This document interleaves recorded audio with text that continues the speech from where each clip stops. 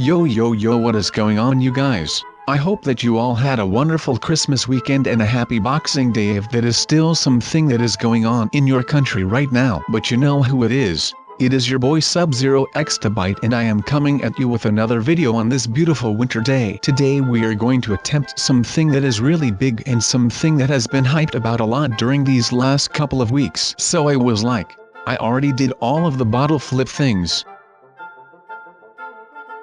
And I was like, I cannot miss out on this next hype. So this is pretty much something like a challenge, but then again not really though. So last week we already did the bathroom challenge, twice actually, and we did 2 of the most epic bottle flip challenges ever. So today we are doing something that is a little bit different than that, and I am going to try to mail myself inside of a box to my own house. So I don't know about you guys, but this is going to get pretty mental. I am not really sure what to expect from this, but I bet that it is going to be really hard. I have seen a couple of videos where people try to mail themselves in some kind of cardboard box, and it looked like they were all lucky enough to get back to their home. So I hope that this will happen to me as well, and otherwise, you know, someone will probably have to come find me. I just hope that I do not get delivered at the wrong address, and some creep opens me up and he locks me up in his basement and he will keep me for all eternity. I am not really about all of that, so I just hope that I get delivered back to my home so that my friend can literally unbox me. That is probably the funniest thing about all of this,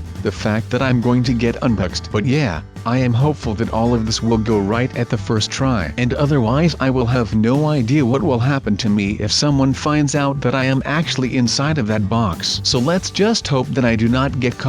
So this is actually pretty fun for now. I mean, I would have never though that this was the way that these packages would go to. So I guess that is some kind of a learning experience now that I can actually see what is going on inside of this package facility. But I mean, these boxes are going fast and they are pretty reckless. No wonder they always lose stuff or damage your packages. I mean, would you just look at this dump? We are speeding over these conveyor belts with like 100 miles an hour. That is like 70 miles an hour over the conveyor belt speed limit. Someone should notify the authorities about these illegal street races or illegal box races on conveyor belts. But then again, that is basically the same stuff. But I bet that you guys have noticed that I actually went to the North Pole a couple of days ago,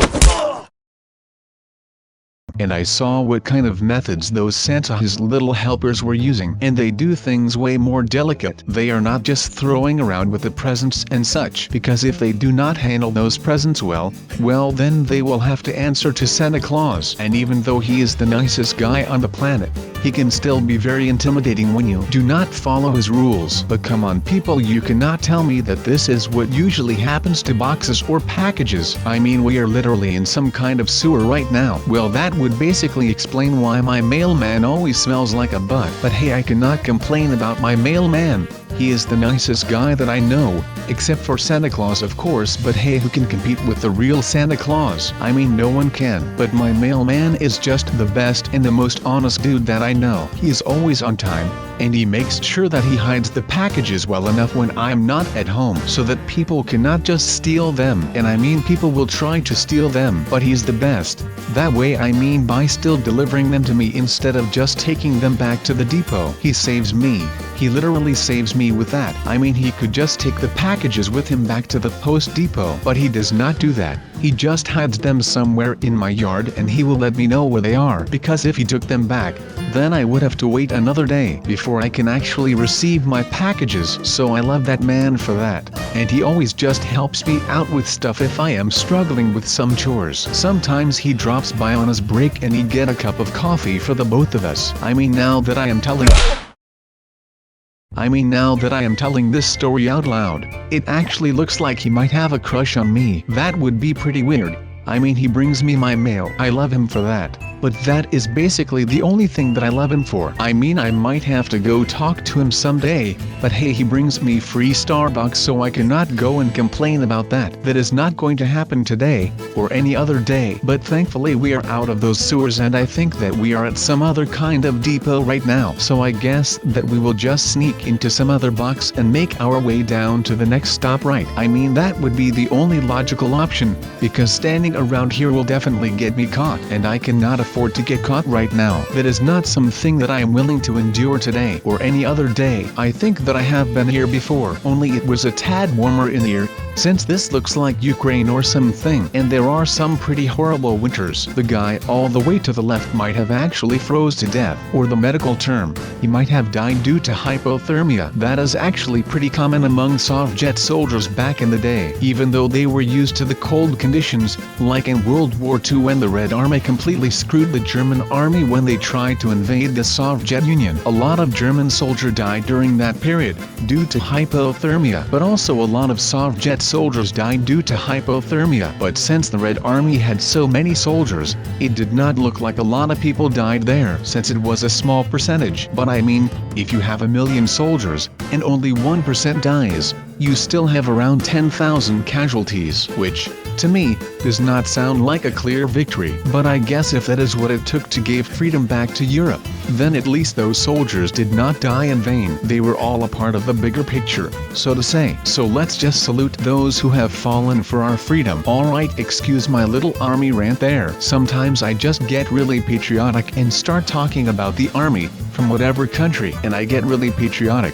And I want to make sure that everyone knows that these are the men who give the ultimate sacrifice to ensure the freedom of both you and me. And they might not even know who they are liberating, since there are too many people who need to be liberated. But that is what makes them such heroes. They are super selfless, and put their lives on the line not just to protect their families, but also the families of all the other Americans, Europeans, Asians. That is what counts. And they never ask for anything in return. Maybe a decent meal once in a while, because those MRE thingies taste like solid butt. That is the only reasonable way to describe it. I mean, most things are freeze-dried. You have to mix water to your chicken to make it the least bit chewable. Why do we not give more to those who serve? I mean, they get a paycheck, but the food is horrible. How is a man supposed to fuel his body for war when they literally eat cat food? Or worse, they might be eating ferret food. How about that for a scary story? Okay people, now that we basically cannot do anything else right now than tell some stories or something, I will just go ahead and I will tell you a little story about some Twinkies.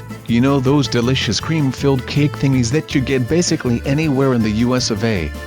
And we are thankful for that because the company that made them, called Hostess, actually stopped making them, but luckily they decided to start making them again, so I am really thankful for their decision to actually give my life some meaning again. I actually really needed that because I just felt empty when I did not get any Twinkies inside of my stomach. It was a sad time, but I ran towards a truck that said Twinkies and Hostess on the side, and I looked inside, and what was in there? Right, not one Twinkie. All that they had were boxed filled with Hostess coconut snowballs. And I mean, I do not hate coconut, I do not mind the flavor, but the texture is just too weird for me. So I was so bummed out.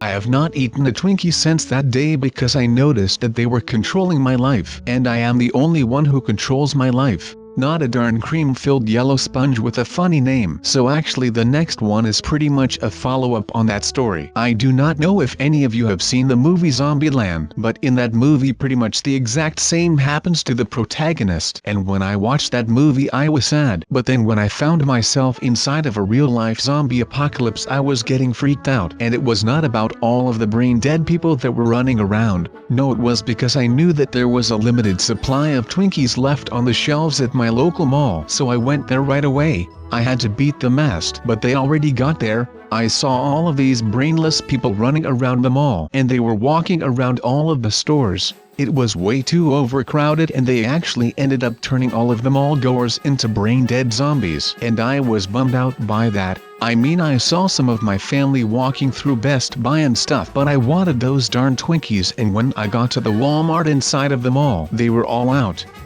When I left that mall, I noticed all of the sale signs outside. There were these massive EIGTHY% of sales, and that is when I noticed that it was not the zombie apocalypse after all. It was just Black Friday, and I was pretty stoked because I saw my mom walking around in Best Buy near the TV section, so I knew I was getting a new 4K TV baby. I actually ended up getting a new CD-ROM player. I mean, come on. Do they even really sell those? No one uses that anymore, man. But that is enough about my lousy Christmas gift. Alright, so that basically turned from a story about me loving Twinkies into me getting a CD-ROM player for Christmas. I mean, that is just the worst story that I have ever told you guys. But that does not matter right now. What actually matters is that we are still in transit right back to my house. And up until now we still have not had any kind of trouble and we have not yet been caught. So that being said, I guess that we can actually go for another story, right? I think that we have enough time, right? I mean, I could just go on about the scenery right here, but I am not about that life. So this story really is something else. I mean, I do not think that I have ever told it.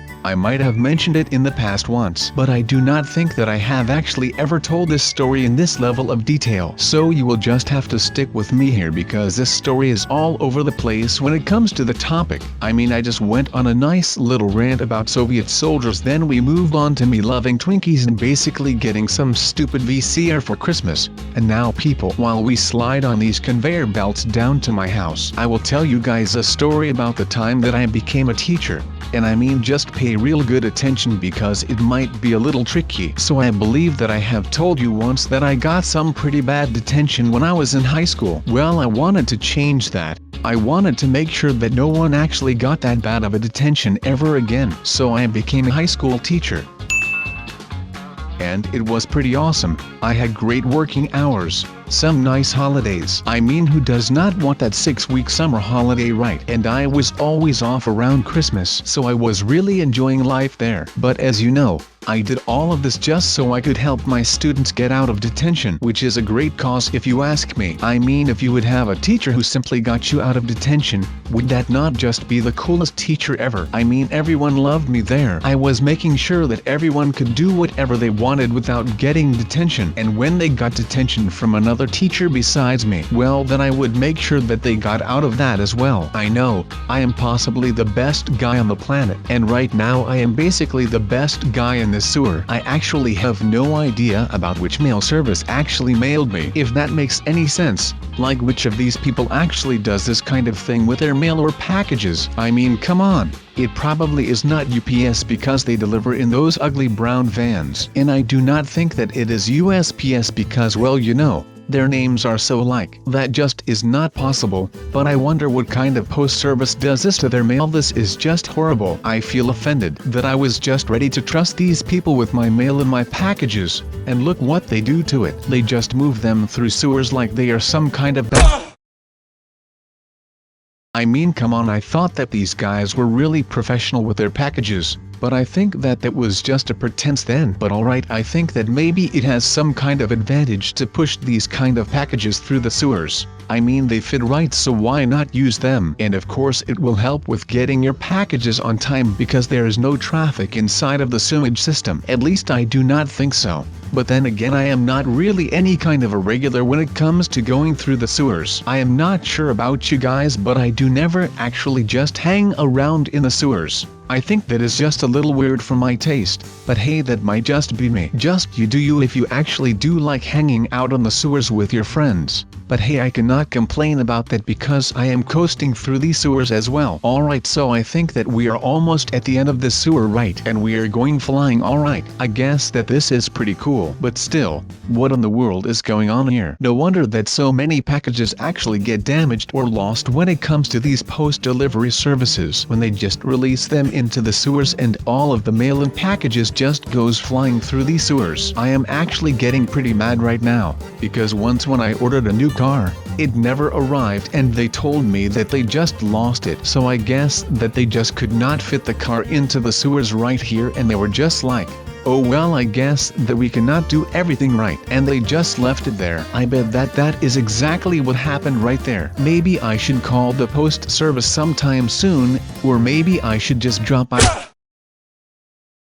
I mean, Santa Claus travels the world in one night and delivers presents to literally everybody so that they can enjoy their time with their family. Oh, and by the way, just like I asked yesterday, if you have not done this already, please just let me know what kind of presents you all have gotten during these Christmas holidays. I am really curious about all of the things that you guys have gotten, and I bet that you guys already know what I have gotten myself. I mean, it is really special for me, so I am not sure if Santa Claus had something to do with this, but I bet that he helped a little bit. At least he helped me by getting me through these days and making sure that I still am able to always upload a video. And I think that you guys can already feel it coming right now. I still want to wish you guys a Merry Christmas. And I will see you guys tomorrow.